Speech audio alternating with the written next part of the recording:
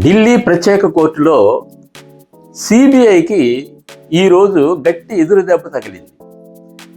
అరవింద్ కేజ్రీవాల్, ఆయన అనుచరుడు మనీష్ సిసోడియా వీరిద్దరు కూడా సారాయి కాంట్రాక్టుల దగ్గర లంచాలు తీసుకున్నారని, ఈ కేసు విచారణ చేయాలని, వీరు బయట ఉంటే ఈ కేసును ప్రభావితం చేస్తారని సిబిఐ కోర్టు ద్వారా వీరిని నెలల తరబడి జైల్లో ఉంచింది.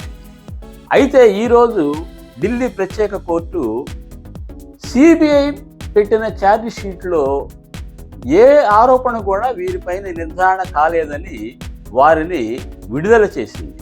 పైగా ఢిల్లీ ప్రత్యేక కోర్టు ఈ విధంగా వ్యాఖ్యానించింది, ఆల్రెడీ కేసులో ఉన్న ఒక వ్యక్తిని నీవు నీ నేరాన్ని ఒప్పుకుంటే ఇక నీ మీద శిక్ష లేకుండా చేస్తామని, జరిగిన విషయాలన్నీ చెప్తే మేము వాటిని రాసుకొని ఛార్జ్షీట్ తయారు చేస్తామని, ఈ విధంగా కేసులో ఉన్న వ్యక్తినే అప్రూవర్గా మార్చుకొని ఛార్జ్షీట్ తయారు చేయటం అనేది రాజ్యాంగ విరుద్ధమని, కాబట్టి ఈ సిబిఐ ఎంక్వైరీ జరుగుతున్న విధానం మీద డిపార్ట్మెంటల్ ఎంక్వైరీ జరగాలని ఢిల్లీ ప్రత్యేక కోర్టు వ్యాఖ్యానించింది.